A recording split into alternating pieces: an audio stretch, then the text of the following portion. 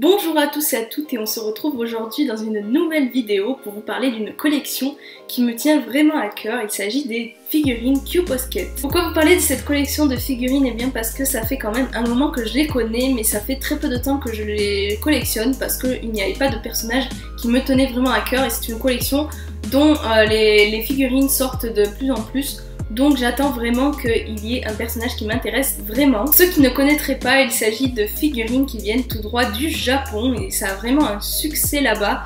Il y a vraiment beaucoup de personnages, dont des personnages d'animés super connus comme Sailor Moon, mais aussi des personnages de comics comme les DC. Et là, ils ont fait les Disney et bientôt ils vont sortir une gamme Harry Potter et les animaux fantastiques, donc ça c'est vraiment cool, je vais suivre ça de très près. Ces figurines proviennent de la gamme Brand Presto qui est vraiment connue au Japon pour fournir des figurines de manga, d'animés, etc. mais aussi de Disney. Il y a vraiment énormément de gammes de figurines et les Q-Posket font partie de leur gamme de figurines. Donc pour se les procurer au Japon, vous avez les UFO Catchers qui sont les machines à pinces. Donc là-bas au Japon c'est une religion, il y en a vraiment partout, vous pouvez attraper vraiment tout et n'importe quoi. Ou sinon ils peuvent se les procurer dans des magasins de revente style Easy Cash comme on peut avoir ici mais beaucoup plus stylé avec plein de figurines etc. C'est assez compliqué de se procurer de ces figurines quand on n'habite pas en France ou en Europe parce que on n'exporte pas facilement ce genre de figurines hors Europe, les gens sont pas vraiment friands de tout ce qui est animation japonaise dans les autres pays. Mais en France on a la chance d'avoir des boutiques physiques mais aussi des boutiques internet pour pouvoir les commander. Donc les boutiques que je vous conseille, c'est la boutique Manga Story qui est à Paris. Si vous habitez à Paris ou en région parisienne, c'est la meilleure boutique que je peux vous conseiller. Il y a vraiment tous les choix, les Q-Posket sont vraiment livrés 10 jours après le Japon, donc si il y a une collection qui vous intéresse, allez là-bas. En plus ils sont vraiment sympathiques et je pense que vous allez trouver votre bonheur là-bas. Sinon vous avez bien sûr leur site internet et là pareil, ils mettent les collections vraiment très en avance et ils livrent partout en France. Donc ça c'est plutôt cool. Sinon vous avez le site internet Chibi Akihabara qui vend aussi des Q-Posket. Et si vous avez la possibilité de vous rendre dans des conventions style Japan Expo ou alors Made in Asia, etc. dans les conventions manga, je pense que vous pouvez en trouver facilement. En tout cas moi j'en ai vu pas mal là-bas. En ce qui concerne le prix, elles peuvent être assez chères puisqu'elles sont à 34,99 €. Je pense qu'ils prennent en compte les frais d'exportation, mais elles valent vraiment le coup. Sinon si vous avez de la chance et si vous y connaissez, vous pouvez trouver un petit peu moins cher sur eBay, mais faites très attention parce que sur eBay il peut y avoir beaucoup de gens qui vendent des contrefaçons. eBay c'est le site dont je me méfie un petit peu. Faut vraiment que vous regardiez si le vendeur a une très bonne évaluation, sinon n'achetez pas. Sinon aussi je vous recommande pas du tout de commander sur AliExpress parce que là c'est le site où il n'y a que des contrefaçons.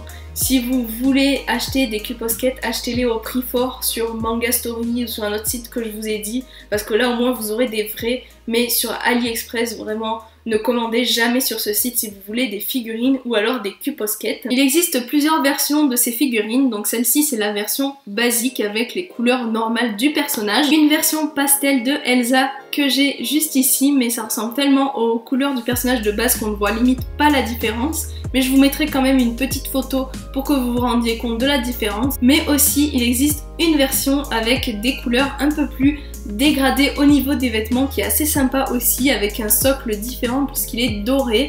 Et bientôt sortira une nouvelle gamme avec des figurines qui sont assises et qui font une action, soit qui prennent le thé, etc. avec des dentelles un petit peu sur les vêtements, donc ils sont incrustés en figurine, donc c'est plutôt sympa. Pour le nom Q-Posket qui est assez original, eh bien il est composé de Q qui veut dire qualité et Posket qui veut dire joue en finnois, donc ça peut être assez étrange de voir une figurine japonaise avec un nom finnois et surtout le mot joue, je ne vois pas trop à quoi ça peut référencer, peut-être parce qu'elles ont des bonnes joues. Elles ont des joues un petit peu grosses, donc ça peut peut-être venir de là, je ne sais pas.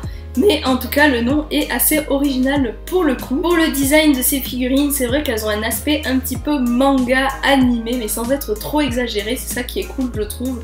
Et elles sont extrêmement détaillées, elles ont beaucoup de détails sur leur visage, elles sont vraiment sympathiques. Il existe aussi des versions plus petites de ces figurines, donc les mini Q Posket, qui sont un peu plus petites, donc la moitié des Q Posket, et qui sont vendus au prix de 14,90 € en France. Donc je trouve que c'est assez cher parce que ces figurines sont vraiment petites et les détails sont assez moindres, mais elles sont quand même très jolies. Ils ont sorti énormément de personnages en miniature et qui n'ont pas été encore faits en grande figurine, donc ça peut être vraiment sympa. J'en ai une dans ma collection mais je ne l'ai pas ici, donc je ne peux pas vous faire la comparaison, mais bien sûr je vais vous mettre une photo pour vous montrer à quoi ça ressemble. En ce qui concerne ma collection, je n'en ai que 3 pour le moment, mais je pense craquer car il y a d'autres figurines qui me font de l'œil et d'autres qui ont été annoncées qui me font vraiment envie. Donc pour vous montrer ma collection, j'ai Elsa, donc la dernière que j'ai eue, et elle est vraiment bien faite. Donc les Q Posket ont un socle noir assez sobre mais plutôt joli, avec marqué Q Posket. Je la trouve vraiment bien avec son voile transparent et le détail de son visage.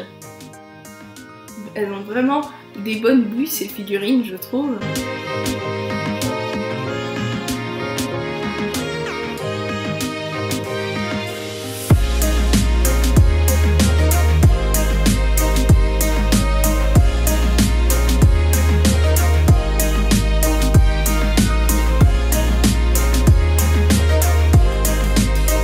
Ensuite j'ai Anna, donc elle aussi qui est très jolie et qui peut enlever son chapeau, donc là c'est plutôt sympa aussi.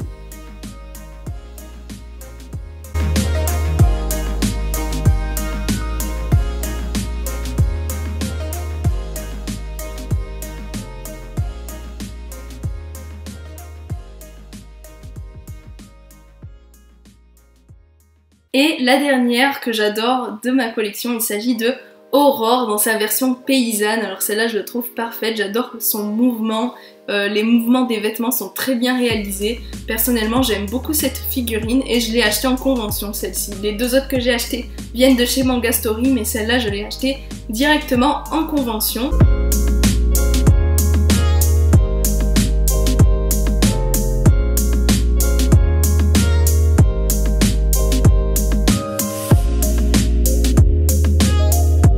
Ces figurines sont vendues en petites pièces détachées, du moins pas de pièces détachées puisqu'elles sont en 3 parties. Il faut que vous les assembliez vous-même, mais franchement c'est très facile. Si vous avez déjà déballé des figurines japonaises, je pense que vous savez un petit peu comment faire.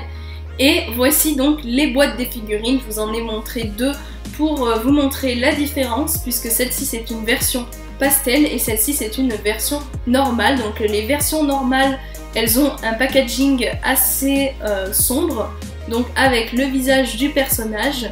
La version donc comme je vous ai dit normale et ici la version pastel. Donc comme vous voyez c'est vraiment plus clair que la version originale. Moi personnellement je préfère largement la version originale. Et au dos on a une belle photo de Aurore. Et sur le côté une autre photo. Et pour la version pastel, donc le packaging est beaucoup plus clair, donc c'est valable pour toutes les figurines en fait. Et donc là on a Elsa, une photo d'Elsa, sur le côté une autre photo, au dos donc plus clair le design, et là pareil, donc la version pastel et la version normale juste ici.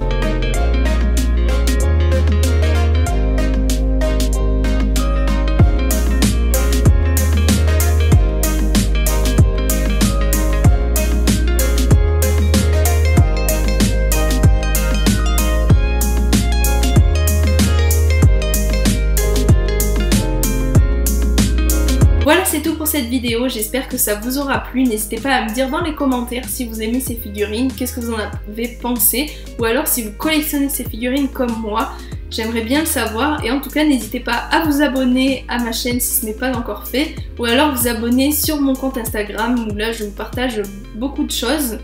Et on se retrouve très bientôt dans une prochaine vidéo. Bye bye!